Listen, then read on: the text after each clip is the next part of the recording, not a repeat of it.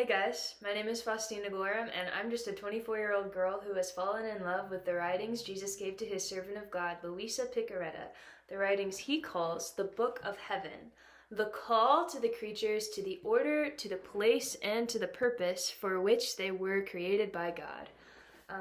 In these writings, Jesus describes the state of union with God that Adam and Eve had before the fall. And in these Vatican-endorsed writings, Jesus tells Luisa that now is the time in history for mankind to not only be redeemed, but to be completely restored.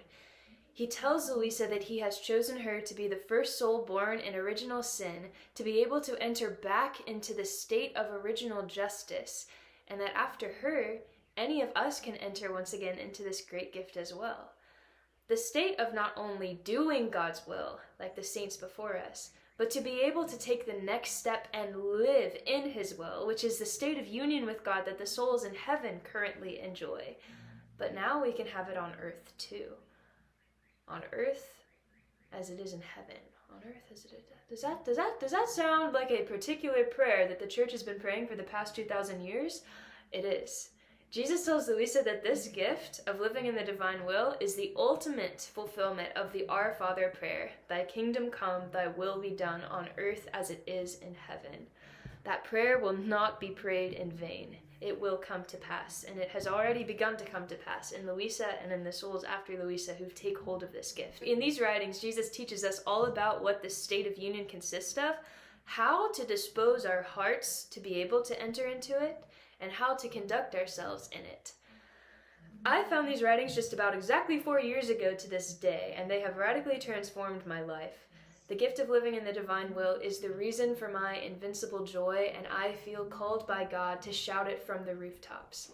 If you are new to the divine will, I would suggest you watch my introductory videos I made before this one, because I made these videos intending for them to build off of each other. There are links to them in the description. This video is going to be especially building off the last video I made about the rounds in the divine will. Understanding what the rounds are, I believe, gives a great background to be able to understand more deeply the topic we're talking about today, because it's a little bit more deep. But this is about how to repair and redo acts in the divine will. What does Jesus say when he tells Luisa to repair and redo acts? What does Jesus say when he tells us to repair and redo acts in the divine will? And what does it mean to redo heinous acts, sinful acts that were done in history? Stay tuned to find out. We're going to start with a reading from Volume 35, October 19th, 1937. When we created creation, we also loved ourselves. So we loved ourselves in stretching out the heavens and creating the sun. It was the love for ourselves that moved us to create many beautiful things worthy of us and inseparable from us. And then later it says, when we created man, the love for ourselves became more intense, and as we loved ourselves in him, our love reproduced our life and likeness in the depth of his soul.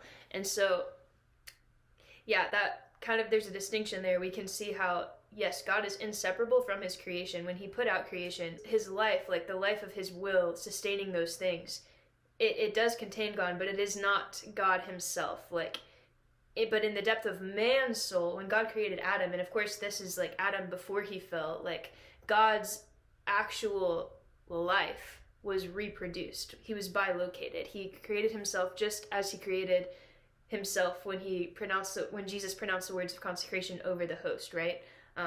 This is his real life operating in Adam. This is kind of a side tangent to where I was going, but I think this is important. There's another writing that goes into how God's presence is different in a soul that lives just in grace, like the sanctity of the saints of the past, and a soul that actually lives in the fullness of the divine will. And it kind of relates to this topic of how does God exist in all creation? Like, how is that not pantheism? How is it? And what is the difference between his presence everywhere? Because God is present everywhere. I've once heard it said, like, by a theologian, God is present in a stone, but he is more present in a bird, right? Because that bird has a soul, actually, a bird soul, the breath of life, and it's not a rational soul. So the bird is not made in the image of God, but like that bird has a life. Like, God is more present in that bird than he is in the stone. And move up further up the chain, God is more present in a person than he is in a bird, just like a baby who's born, not baptized, like not living in the divine will. God is more present in that baby than he is in that bird. And move further, God is more present in a baptized infant than he is in a baby that is not baptized, right? Because the sacrament of baptism infers grace upon the soul, and God's grace brings with it like the temple of the Holy Spirit, where the Holy Spirit can dwell, right? And the Trinity can dwell, although not in the same way that the Trinity dwells in the Eucharist, right? You would look at a baptized infant and you would look at Jesus in the Eucharist, like perfectly innocent baby, baptized, Jesus in the Eucharist. Jesus is more present in the Eucharist. God is more present in the Eucharist than he is in the baptized infant, right? But a baptized infant versus like a canonized saint, right? Like even like while the saint was still on earth, like so Saint Francis near the end of his life, God was more present in Saint Francis than he was in that baptized infant, because like the grace had grown and grown and grown and grown and grown to perfection, and like the graces of all the other sacraments. Saint Francis had, like through his cooperation with grace, he had expanded the capacity of grace in his soul. He had expanded his soul to like contain more of God, right? More of God's grace, and he accumulated it more and more through our life. So there's different presences of God, but then we have like this spectrum of like God being more present in like the Eucharist and the rock, right? Down at the very bottom and up at the very top, right? Like this is God's real life. Like you could say the rock is like the effect of God's real life, the center of his life, right? Like and when God, the thing about God is like when he speaks, when he creates, his creation is life itself. Like his word brings forth life. And so like it's not the same thing as when we write poetry, when we make art. Like we're putting like a part of ourselves out there, but it's not actually our life, right? But with God it's different, because when he creates, it is an extension of his life that is overflowing, that is constantly sustaining everything. And so that's why all of creation is inseparable from God. Like when a poet writes poetry, even like they can feel like they're inseparable from their poetry, but like really it's not the same thing. Like they don't bring forth something that is literally a part of like their life. But with God it is. Very, very difficult to wrap our minds around, but like he's just a different kind of being. And so we understand that yes, the rock is not God, but the rock is inseparable from God, because everything is. All of like the heavenly spheres, even hell. Hell is God's justice, right? All of God's justice, none of his mercy, because the souls in hell don't want it. Just like understanding that there was nothing. There was nothing until God said, "Fiat lux, let there be light." God is literally all that there ever was. So everything you see around you is an extension of his life. But it is not the center of his life, like the Eucharist. The Eucharist is truly Jesus, like in all of his entirety. The entire Trinity, God in his whole entire essence is present in that Eucharist, and he is operating from within that Eucharist. That Eucharist is the center of all creation, right? And the Eucharist contains all creation, technically, because God is inseparable from all of his creation. And he's bilocated in the form of this little tiny bread. And so the souls who live in the divine will, it's actually Jesus, the Trinity bilocating into their center, right? And so the difference between, is God more present in the Eucharist or in a soul who lives in the divine will?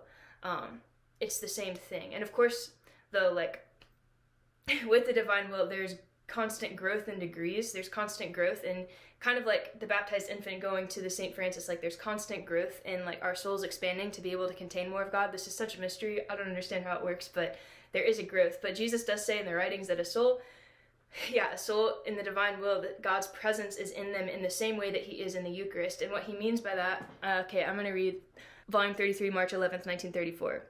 "You must know that the soul in grace is the temple of God. But when the soul lives in our will, God makes himself the temple of the soul. And oh, what a difference between the creature as a temple of God," so St. Francis, "and God as the temple of the soul," Luisa. The second temple, that is God, temple of the soul, is not exposed to dangers. The enemies cannot get close, passions lose life. In this divine temple of ours, the soul is like the little host that holds her Jesus consecrated within itself. I'm going to read volume 12, March 4th, 1919, because this continues on that. Your heart is the center of my throne on earth, you Luisa. And from this center of mine, I look at the world. One who lives in my volition, will, is capable of containing all of me as the place of my center. This is because this soul lives in the center of my being, and I live in the center of its being. But while I live in its center, I live as within my own center. On the other hand, one who does not live in my volition, even if they're good and holy, cannot embrace all of me. Therefore, at most, I can dwell there, but I cannot erect my throne. So, yes, God's life is present in the saints. He's present in baptized infants. He's present in any person. He's present in an atheist, whether they know it or not, in varying degrees, of course, but only in a soul who lives in the divine will, and it's not due to any merit of their own. It's just that this grace, this gift of living in the divine will, it's a space to be able to hold God, the entirety of God, right? As within like his center. And so like from within the soul who lives in the divine will, all of creation is like swirling around it. Like the soul becomes the center of the universe, but they can only get to that place, of course, if they enter into their nothingness, right? Like, you can't enter this gift unless you say, I am nothing and God is all, and really mean it with all your heart, right? So, like, this is what, like, the gift is, and this is what the original purpose of creation was, and this explains deeper, on a deeper level, how it is that Adam, before he fell, was able to enter into all of creation and give God eternal, infinite, immense glory, but Saint David was not, because Saint David did not possess God in his center. Saint David did not live in the center of God, and God did not live in the center of David, fused as though they were one, just because the gift was not available yet, right? This is not because of merit, but Adam, because he had this gift, Adam and Eve, they were able to contain God in their center and live in the center of God himself. And so from within Adam, all of creation was swirling around, right? Coming out of Adam, coming out of God, operating from within Adam, fused and one with him. Because God wanted to co-create with his creatures. He wanted us to be a part of everything. And so this is the inseparability with all creation that comes with the gift of living in the divine will. And yeah, you can say, a soul who lives in the divine will can say, like, that they are everywhere and in everything, that they do everything, even though they quote-unquote do nothing. Like, Luisa just sat in her bed, like, writing. She didn't do big things, but she did everything because her soul was bilocated everywhere. And also, all of creation was centralized in little Luisa. And so, not only is, because Jesus tells Luisa that, like, when a soul who lives in the divine will, he's able to recreate all of eternity, all of the heaven, every rising of every sun, all the acts of all the saints, past, present, and future, every act of Jesus, every act of Mary, the ab eternal love and internal work of the Trinity from all eternity is all centralized in the soul that lives in the divine will, and they contain all of it within themselves. Just like all of eternity, everything that God is and ever has been and ever will be is all concentrated in the host, in a tiny little speck. And we are the same. We are a tiny little speck. We're a nothing. But when we give ourselves and enter into our nothingness and get rid of our pride, get rid of our ego, of our desire to grasp onto like being something, God is able to make us, to centralize everything within us in the same way that he centralizes it in the Eucharist. And so he's able to actually operate. I'm going to read that section again from volume 12, May 4th, 1919. Your heart, Luisa, is the center of my throne on earth, and from this center of mine I look at the world. Goodness gracious, that's incredible. It's the same thing Jesus does in the Eucharist, right?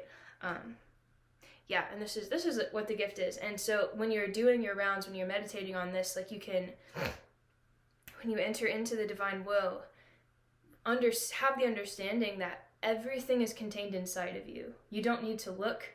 All of the graces, all of the source of all of the sacraments truly is the will of God, the center of God. Everything is in you, right? Of course, this doesn't mean you don't go to the sacraments, because it's God's will that we go to the sacraments and we're able to actually grow more and more and more God's presence within us, because our soul expands more to be able to contain more of him every time that we do receive the sacraments, right? It's a mystery of how that works. But even with God, even eternity can increase. Don't ask me how that works, but this is how we can understand the rounds. Like I have possession of every single bird chirping already within me, and so when I pray, that bird is loving and praying as well, because that bird is a part of me. It's an extension of me. It's my member. And I also know that I am inside everything, it's incredible. Okay, all of this is the background information that is leading up to how I can answer a question that I received in the comments. How do we redo acts of other creatures, past, present, and future? Help me to understand exactly how we redo heinous acts, those we are aware of and those we are not or haven't been committed yet, to make reparation. This is a theme that is repeated often in the divine will. If you read Luisa's writings, Jesus is often talking about this repairing and redoing all acts of all creatures, past, present, and future. And people are often confused about that, because, whoa, what does that mean? Does that mean that we can kind of make it so that other creatures don't sin? Like, do people end up not going to hell because we redo their acts? What does this exactly mean, right? Like, okay, this is very, very complicated, but also very, very, very simple, actually.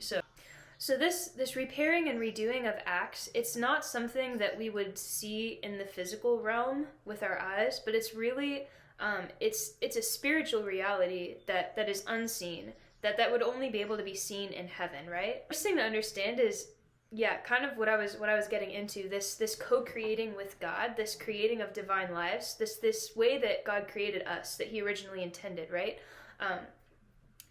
That is truly the marriage feast between God and man, right? Okay, so what happens when a man and a woman, get together? They become one flesh, and their love produces life, right? Children. This is how man and woman were made in the image of God, right? It's kind of a mirror of God's internal life in the Trinity. When the Father loved himself and created another person, Jesus, and then the love between the Father and the Son was so intense that it created another life, the Holy Spirit, right? The Holy Spirit is the love between the Father and the Son.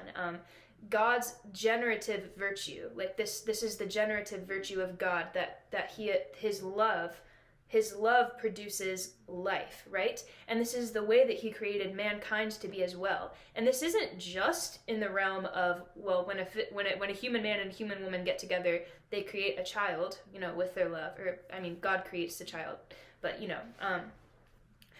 but also in the spiritual realm, this is how God created every single person, regardless of their state in life, or if they would actually have physical children or not. God created us, and God created Adam and Eve before they ever had children to create divine lives, and it was a marriage between God and Adam. The marriage between God and Adam was that the divine life of God and the divine life in Adam, right, inseparable from Adam, they would meet together, and in that embrace, they would create a divine life, right? It's these divine lives, these recreations, these bilocations of God's life that are flying up into heaven and flying up over all into the whole world, just exponentially increasing the glory and the love.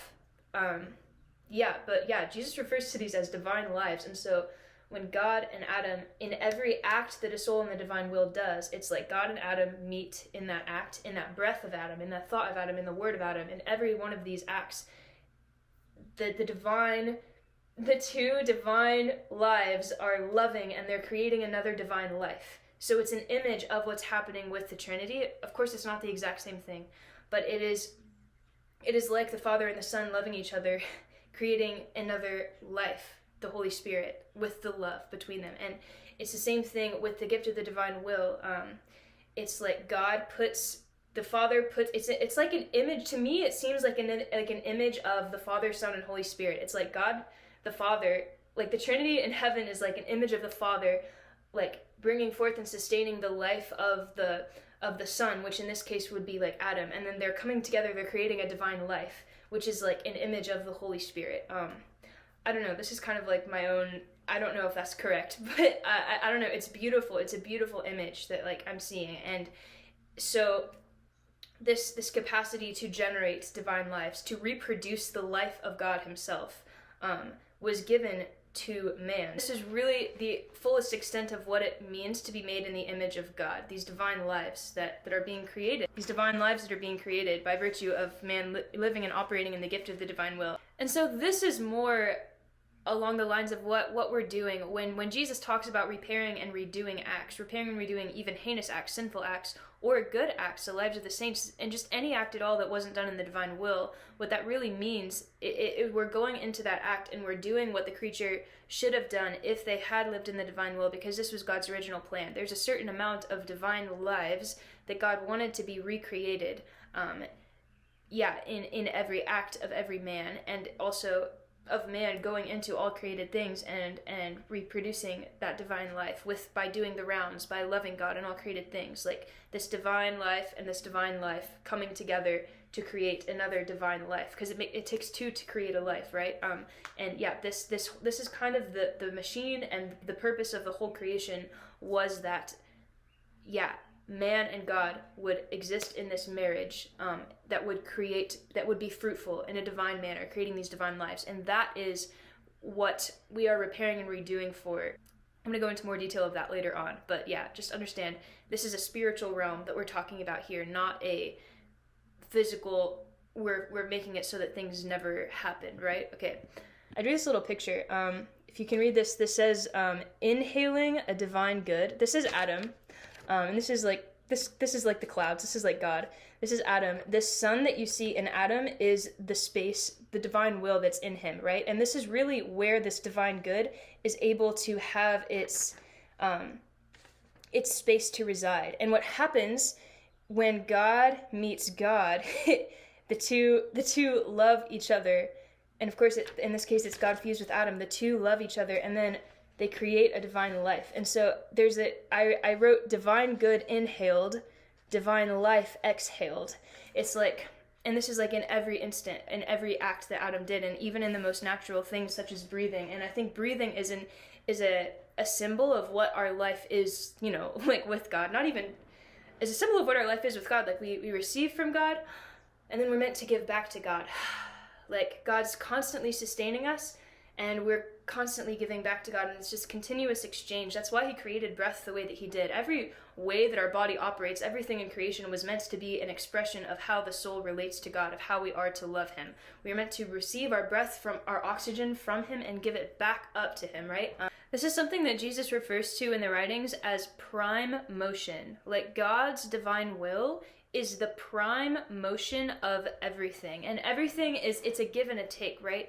So for example, the breath is a symbol of it. It's like God's will is sustaining the breath. The man is receiving the energy to exhale from the inhale that he takes, right?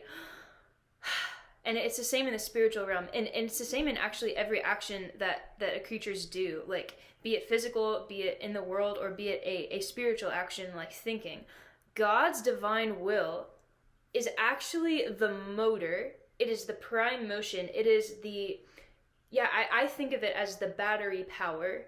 God's divine will is the battery power for man to do anything at all. And this is relating to souls in the divine will. This is also relating to souls not in the divine will.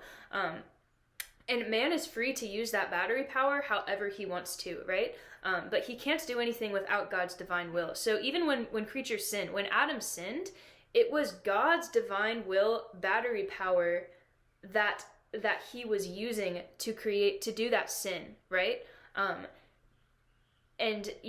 leaves us free to do that. But that battery power behind the action that man does is called the prime motion, I believe.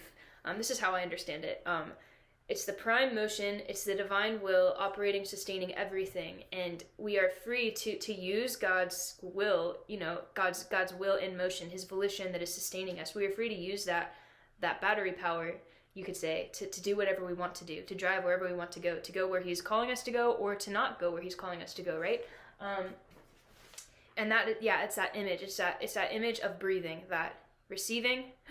The inhale is like the prime motion, receiving the divine good, and then exhaling is like the what do we choose to do with that action, right? So to further illustrate this, I drew another image. I expanded on my original image. I drew a little apple and a divine life being a dove, a symbol of it. I drew a bunch of these, and you can see it. This divine light in Adam, the divine will in Adam, is increasing in every act that he does. Each of these lines, these vertical lines going down, it is God sustaining Adam in an act. So these are all the acts that Adam is doing, and this is really an image of time. Because remember when I was talking earlier, when I was talking about the rounds, about how God lives outside of time, but he created time so that all of these divine lives could be created, and so that man could experience this growth, because it's beautiful and it's amazing. So this is why time was created. And so in every instant is a new creation. Every instant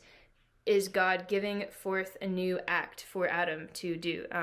And so this is very deep, but it's also very simple. So this is every instant of Adam's creation. This is the divine will, the prime motion, the battery power, going down to Adam, you could say. So God and the divine will and Adam meeting, and when Adam reciprocates it, then it creates a divine life that flows back up into heaven. And I drew a heart to symbolize it, right? And so then the next instant, God's divine will, his prime motion, Adam receives it, and it creates a divine life. God deposits his prime motion into Adam receives it, it creates a divine life.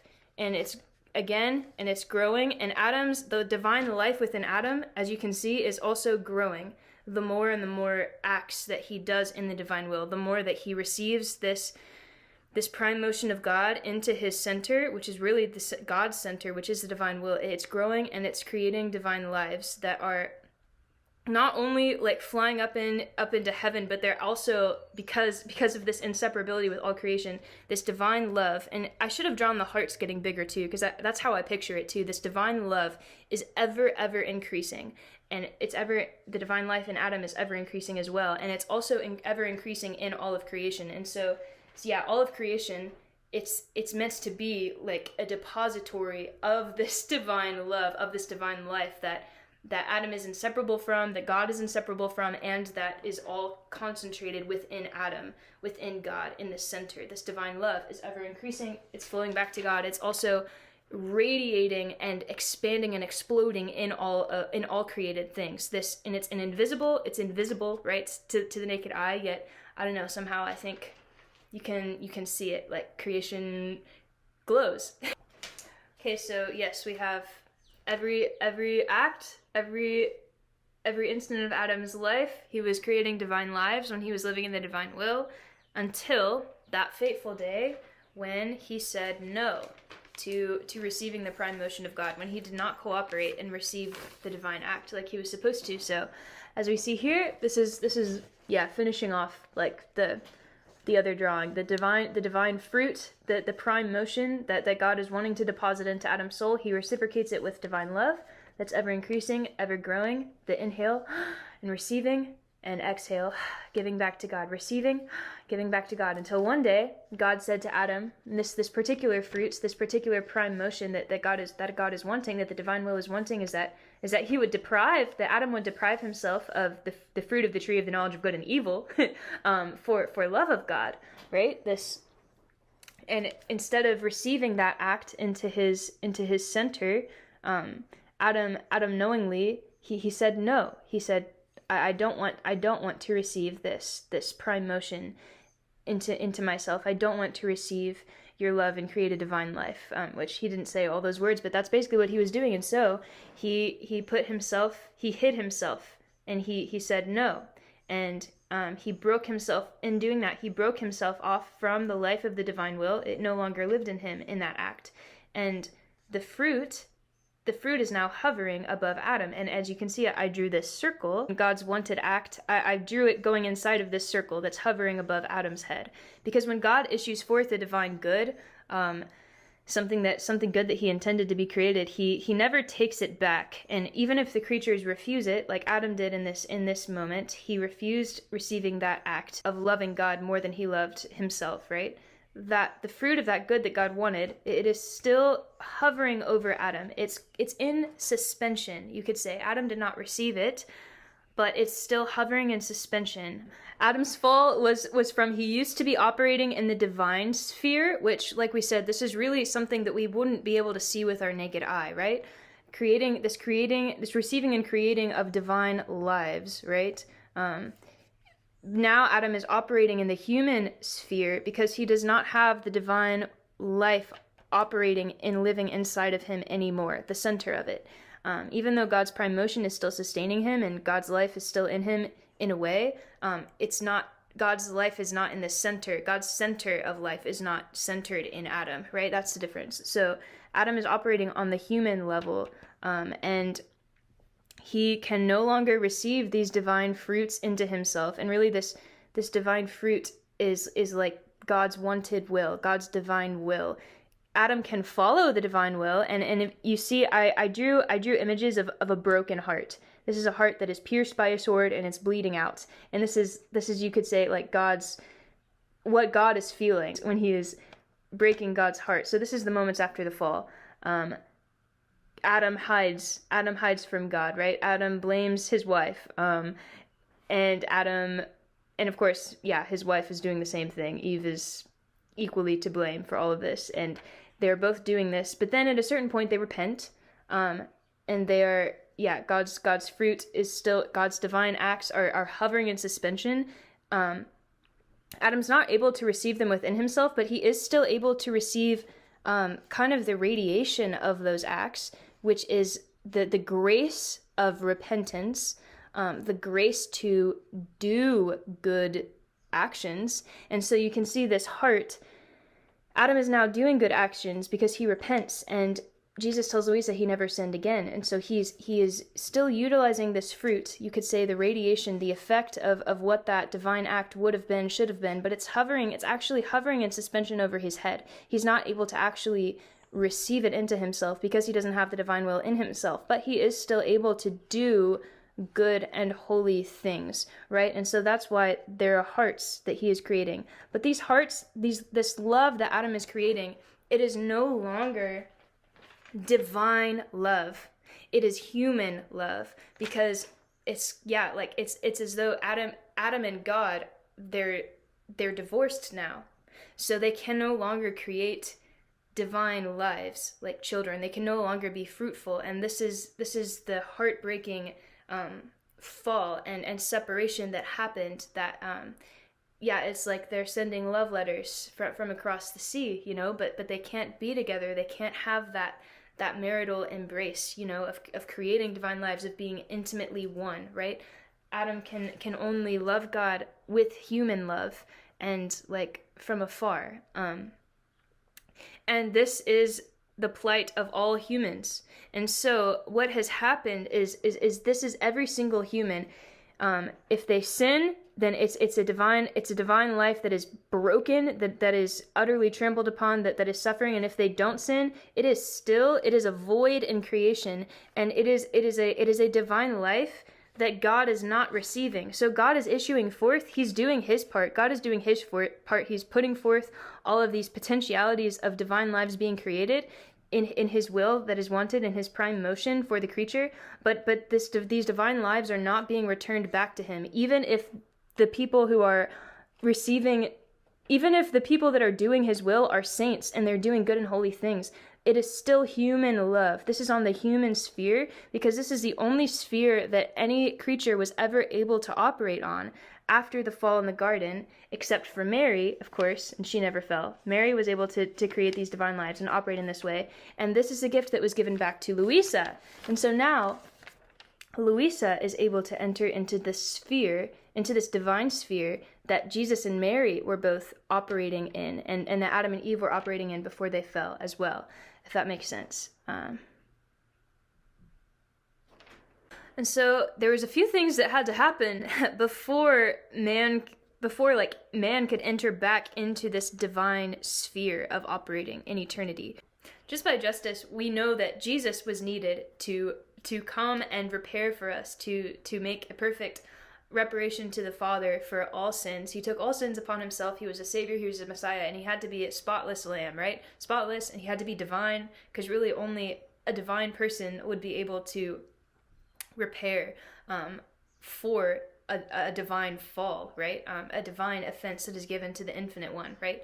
And so Jesus came on earth, and he not only redeemed us, he not only paid the price for all of our sins, which really what that would be is Jesus came and he felt the effects of humans trampling upon the divine will that has given them life, which basically, going back to that analogy, that he repaired for and felt the effects of suffering for every time any creature, past, present, and future, used the divine prime motion battery power to trample on it, basically, to not only not do good human acts that the divine will was wanting for them to do, but to use that battery power to trample on God and to crush him. And that's a death that Jesus had to feel, that the divine will was experiencing in all creation. It was death every time that we sin, and Jesus had to feel these deaths, not just in the Garden of Gethsemane and during his passion, but he was actually experiencing these deaths like all of his life, because he was repairing for every single creature, past, present, and future, every single time that they sinned.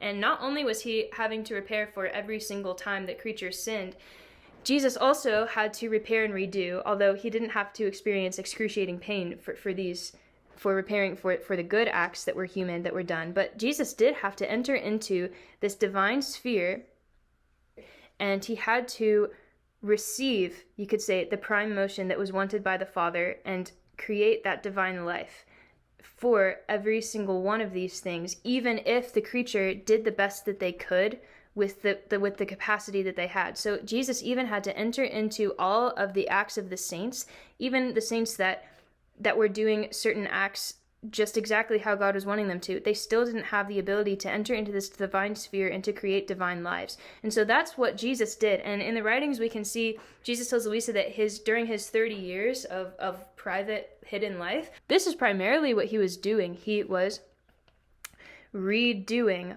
all of these acts that should have been done in a divine manner, but were not able to be done in a divine manner. So past, present, and future, all souls ever created, he is going into those acts that were wanted by the Father, and he is receiving them, and he is creating the divine life that was always intended to be created.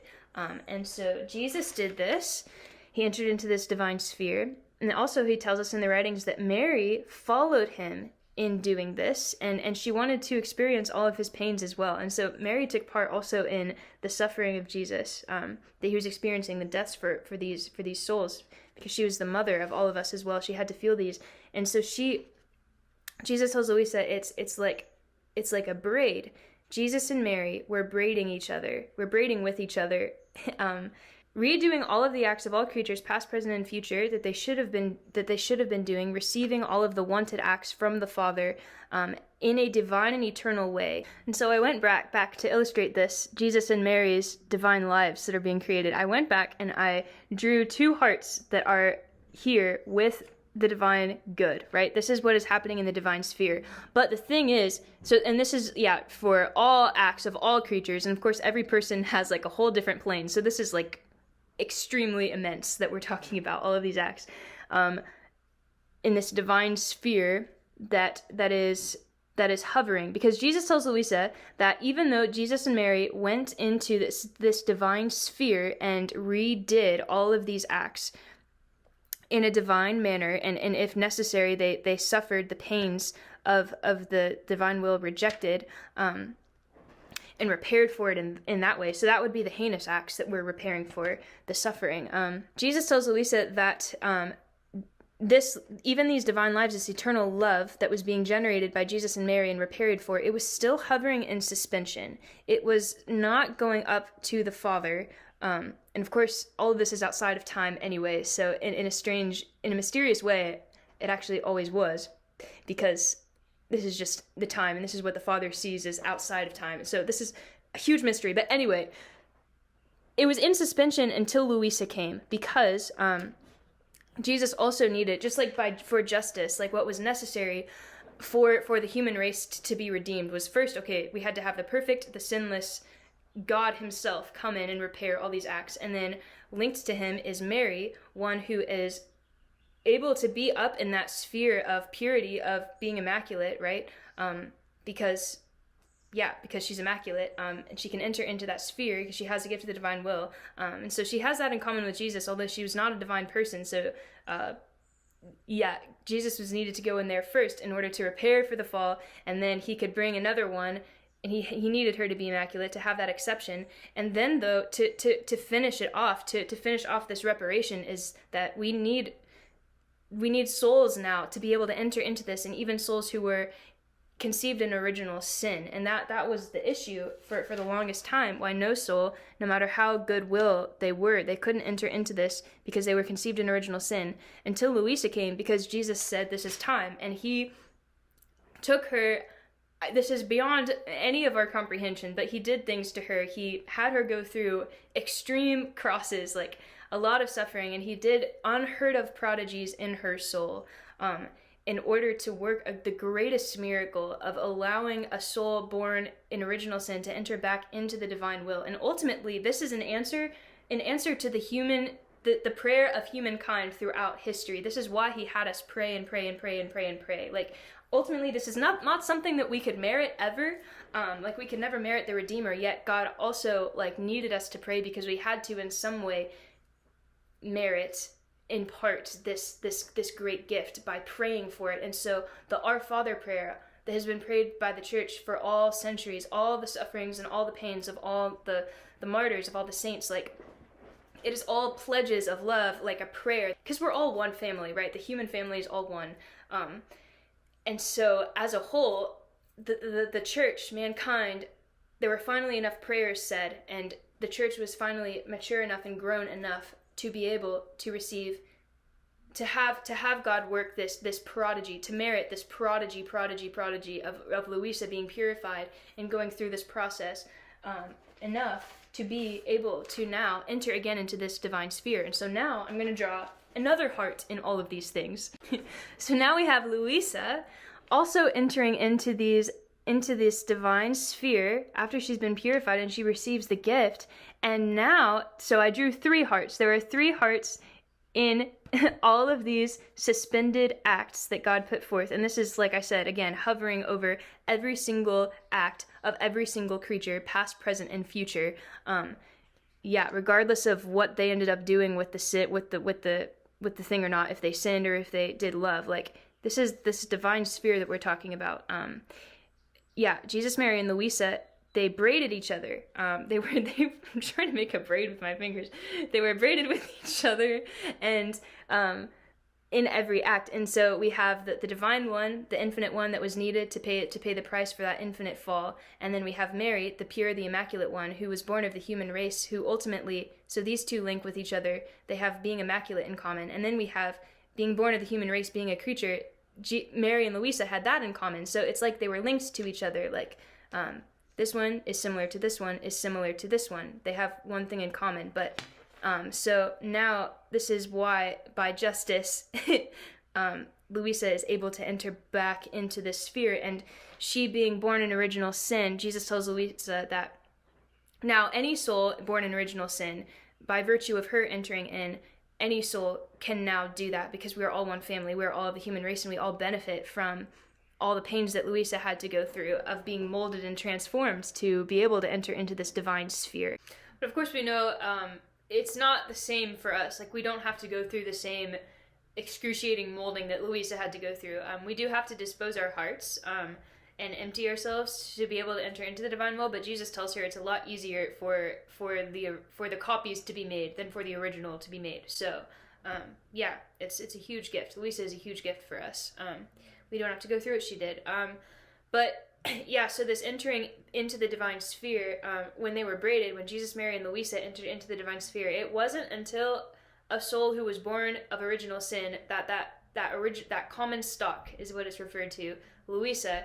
It wasn't until she started entering into this divine sphere that these acts, this love that Jesus and Mary and now Luisa, this divine love that was being produced by virtue of their gift of the divine will, it wasn't until Luisa entered in that this love that was in suspension in that sphere was actually being released back up to the Father. And I believe that the reason for this was, just like the order of God, that the justice that was necessary, that, going back to the links of the three braid, like we have, to get us there in the first place, we have the divine one, the infinite one who repairs for the infinite defense, and we have the one that was conceived immaculately, she's the exception, and then we have the one who links on, who is actually of common stock of the human race, actually entering into these acts. And so all the love was being held in that divine sphere in suspension until the one born of common stock entered in, and that's when the love that was in suspension that Jesus, Mary, and now Luisa had in this braid is now being released back up to the Father in a divine manner. And I believe this is because this is the entire human race that is being repaired for. This is the fall of the garden. Like this is, a soul being born in original sin, once again entering back into this sphere. That is when the job is done, right? And so I believe that is why Jesus left all of this love. He did all the work. Jesus did everything. Mary followed him in everything, and it was left in suspension for us to actually take hold of, receive, for the job to actually like be done. And so he kind of leaves us with like the cherry on top. All we have to do is like enter into it, and then it's kind of like it bursts up. So now we have, regardless of whatever the heck is going on down here in the human sphere, we have the Father not seeing any of this, but Jesus coming in, feeling that pain, taking it, Mary coming in, feeling that pain, Luisa feeling pain, taking it. Like we have in the divine sphere, the Father is seeing, going up to heaven, divine lives, the purpose for which he created human nature. And so really what the Father is experiencing and what all of heaven is experiencing is this reality, this seamlessness that, and of course like this trans-temporality, you can go back in time, like you are able to bypass time and space. Like, so Mary, Jesus, and Luisa, they hooked on to Adam's last act that he ever did. They went into that act and they repaired it. I'm going to draw that real quick. They repaired Jesus, Mary, and Luisa went into that act that Adam missed, and they didn't miss a beat, though. They repaired that divine life that should have been given to the Father, and so everything is perfect. Everything is being repaired for divine lives. Creation is singing again, like it was always intended to. These divine lives are being created and generated, and goodness, you can't even see like what's going on in this human sphere, right? Like, because this is really what matters. Like, this was never even intended to be, but this was the reality. But now this is what we can now enter into. And so, by virtue of Luisa being born in original sin, we can now enter into this if we dispose our hearts properly to be able to enter into it. This was something that was confusing for me at first, because I was like, well, why? If Jesus is telling Luisa that there is a certain number of acts that need to be repaired for, that need to be repeated in order for the kingdom to come on earth, right? But I was saying to myself, like, well, if Jesus and Mary and Luisa already went back and they did the entire thing, they went in this whole sphere, wouldn't that mean that every single act has already been repaired for? Like, why would not the kingdom come? And what came to me, what I've come to understand is like, yes, but like with God, things can always be repeated. There's a certain number of times that this repairing and redoing that Jesus, Mary, and Luisa, these divine acts that were being done, they need to be like taken hold of and like glorified and like redone again and again and again and again and again. Because if you think about it, we're talking about like what was originally intended to happen was that every single soul in the entire universe, past, present, and future, would live in the divine will, would have this capacity to do the rounds in an infinite eternal way, to be able to give God infinite eternal glory in every instant, and that's just like very, very exponential. And to have only 3 people ever like doing that, that's not the purpose for creation. Like the purpose of creation was way more. And so the thing is like with God, we can take Jesus's acts, we can take the acts that Jesus did in redemption, and we can, like, since we possess them, we can give them back to the Father again and again and again and again and again. And it's not that he didn't do the job perfectly the first time, he did. But with God, in the infinite mystery of God that I don't understand, everything can always grow. There is an eternal capacity for even the infinite to increase to the infinite. And so what I see it as is like we are glorifying the work that Jesus did. A certain number of times, a certain number of people doing it a certain number of times, glorifying what Jesus did, glorifying the Father for everything over and over and over again, and even taking the acts of Mary, the acts that the divine will did in Mary. Like, we're not worshiping Mary, we're not worshiping Luisa, we're adoring the divine will operating in them and giving it back to the Father in that eternal way. And so now we can also enter into this sphere and take all of this love and give it back again and again and again and again and again. And there's a certain number of times that needs to be done in order for the divine will to come to reign on all the earth. And so it's actually really, really exciting that like the job isn't finished yet. Like, it is finished, everything is done, but we still need to go into it. The little children, the divine will right now, we need to be going into those acts and repeating them and redoing them over and over and over and over again. And like I said, this is in the spiritual realm. This isn't like you literally physically blink your eye 1 billion times for every time that any person ever was supposed to blink their eye. Like, no, it's an intention of the soul. Like, this is exercising a capacity of the infinite one in your soul, because technically if you look inside yourself, like in the divine will, just like meditating on the fact all of eternity is in you, right? You possess everything. You possess all that God is, all that the divine will has ever operated, and you possess all of the acts of all creatures. You possess all of the acts of all of the saints already within you. And so yeah, you can redo all of their acts just with a simple intention, even just like with your breath. Like, you can repair and redo every single act, past, present, and future, and covering it over and over and over and over and over again, because you have the infinite eternal God doing it inside of you. Like, it's not you doing it. I mean, it is, because you're fused with him, but it's really his power. It's him that's doing it. And a lot of this is so above like my head of how this really works. We're never going to really understand how it works, but it's an intention. There's not a right or a wrong way to quote unquote pray the rounds, or a right or wrong way to repair and redo acts that were sins, or to repair and redo the heroic acts of the saints. We can even like redo Jesus's acts. I see it as like when we redo acts, we replay them. It's like we take them and we take hold of them and we glorify it. We give it back. Like we play it over and over and over again. And so Jesus's glory on the cross is increasing every time that souls, especially souls in the divine will, go back and meditate on his death on the cross. Like, and we contain it. We contain everything within ourselves. I think that's the biggest thing to remember. Like, and so yeah, just to recap, the answer that I would give to that question, how do we redo heinous acts and acts that haven't even been committed yet, is primarily just firstly understanding they've already been repaired for. Like, really what reparation is. Okay, so when an evil is defined simply as the absence of a good.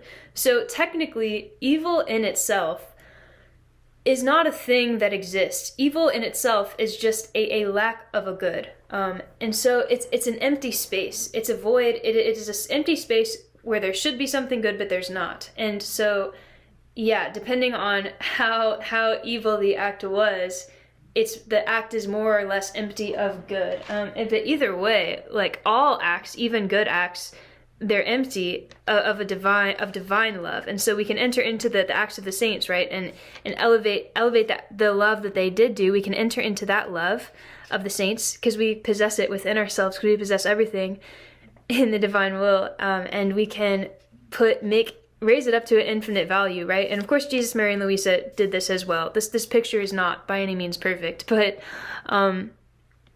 With the heinous acts, it's an empty space. It's an empty space of love, of divine love. And Jesus did already repair for that. He already filled the empty space in with divine love, and by virtue of suffering love.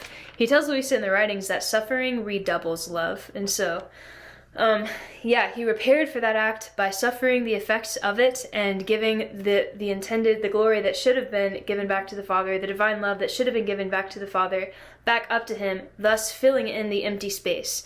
So, yeah, we see things through human eyes, we see things in the physical realm, and it looks like, well, evil sure does exist to me. Like, people are killing each other, people are doing awful things to each other.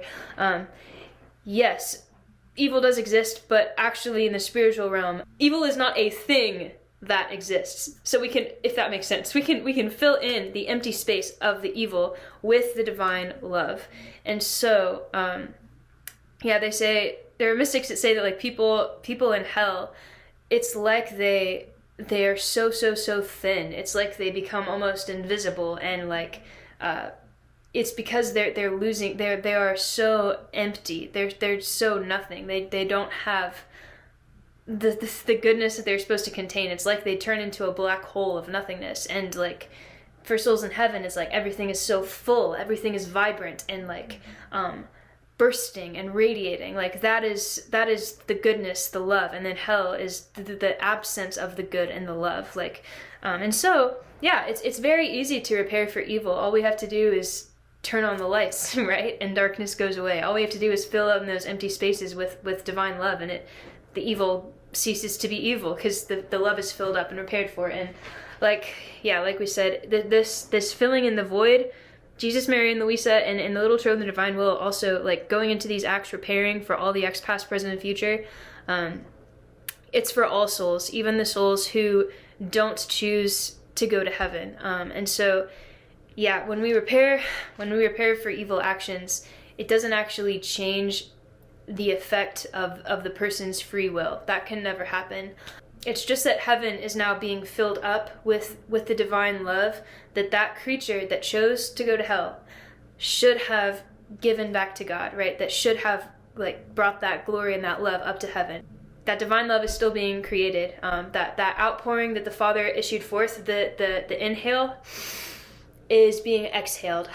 When a soul chooses to take that inhale and just hold on to it and keep it, and then just exhale it and spit it onto the ground, like, that's not being given back to God, but we can catch that same inhale and give it back to God, like, regardless of what that soul did with the battery power, right? Going back to that analogy that God gave to them. That's what it means to repair and redo acts. It really means to me to fill in the voids.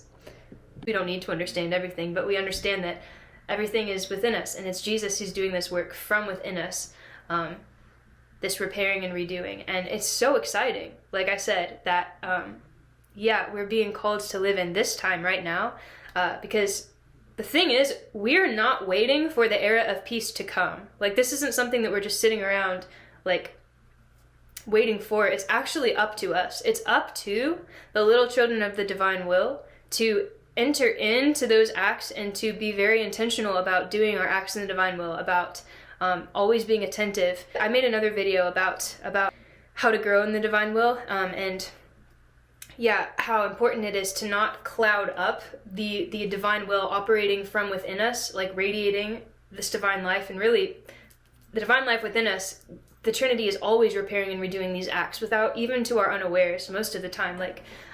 But when we cloud up the operation with our voluntary distractions, with our voluntary imperfections, like, or wanting the divine will but not being all eyes, all heart, like all ears for being attentive to it in our everyday life, that is clouding up the divine will's ability from within us to be redoing these acts to the greatest capacity possible. So it is up to us. It is up to the little children of the divine will to live this life as intensely as we possibly can, as we doing our rounds of creation, going into ourselves, doing that work of repairing and redoing acts, of meditating on that, and in our everyday life to embrace the suffering as reparation. Like, we talk about how to repair for heinous acts, like the sinful acts. Really, that's I believe that happens when suffering comes to us in our everyday life, or when we take up a penance to repair. when we embrace that, we are sharing, having a share in what Jesus experienced, what the divine will was experiencing, of that heartbreak, that crushing of that person taking the battery power and stomping all over it. Like, whenever we're suffering, it's like we're getting stomped all over too, and that's repairing and redoing and repeating the reparations that Jesus did 2,000 years ago for that heinous act, right? And yeah, it's a mystery, only the Father knows, but there's a certain number of these repeated acts that need to be done before the kingdom can come on earth. And we don't need to know all of the little tiny details, but we just need to do our very best to live, not just to live in the divine will and to make sure we're living in it, but to live as deeply as we possibly can in the divine will. Be so attentive to make this our everything, and to embrace the crosses and not resist things when they come to us. That is what is going to bring about this era of peace quicker. That is what is going to get us through these times of tribulation quicker, if we take charge of this. Because we're not waiting around for God to do this. God is waiting for us to do these acts. So it's very exciting. We are living in a time of great turmoil, great darkness, great confusion. Things have never been so dire, and perhaps you were created for such a time as this, my friends. This is the purpose for which we were created, and it is so incredible that we are chosen to be alive right now so that we can take hold of this gift and be the warriors that God has called us to be, to bring this kingdom of heaven down on earth to reign in all the world. This is the mission, this is the calling. It is a simple, easy, but immense life that we are invited to live through living in and fully embracing this gift of living in the divine will, of being so attentive, of making this our entire life at every moment of our life. This is what is going to bring about this kingdom faster and faster and faster, and it is incredible that it is given to us to renew the face of the earth. I believe that these events we see going on in the world, the disasters we see, all of the confusion and chaos in the church and in the world, like, it's all going to get worse. The quicker and quicker, the more acts that we do, the more souls enter into this and live this life intensely. It's like, I see it as the divine kingdom is being built brick by brick, divine act by divine act, and with every single brick that is added to that kingdom, a brick from this world that is run by the devil, it is taken down. We see it happening before our eyes. We're about to head into World War III probably, and the thing is, though, that it's really a great sign when we see the earthly kingdom collapsing, when we see things even get really, really hard, and we're going to have to live through really hard things, but just realizing that it's because this kingdom is getting quicker. It's because it means that we are really building these bricks at an exponential rate in the kingdom of the divine will. And yeah, this kingdom is being torn down right now. The kingdom of Satan is being torn down right now, so that the kingdom of the divine will be everything. And yeah, it's in construction right now, and I believe that it will come to reign in our lifetimes. But yeah, it's up to us to make it happen, so let's give this everything we possibly can. Fiat voluntas tua, my friends. Let's do this.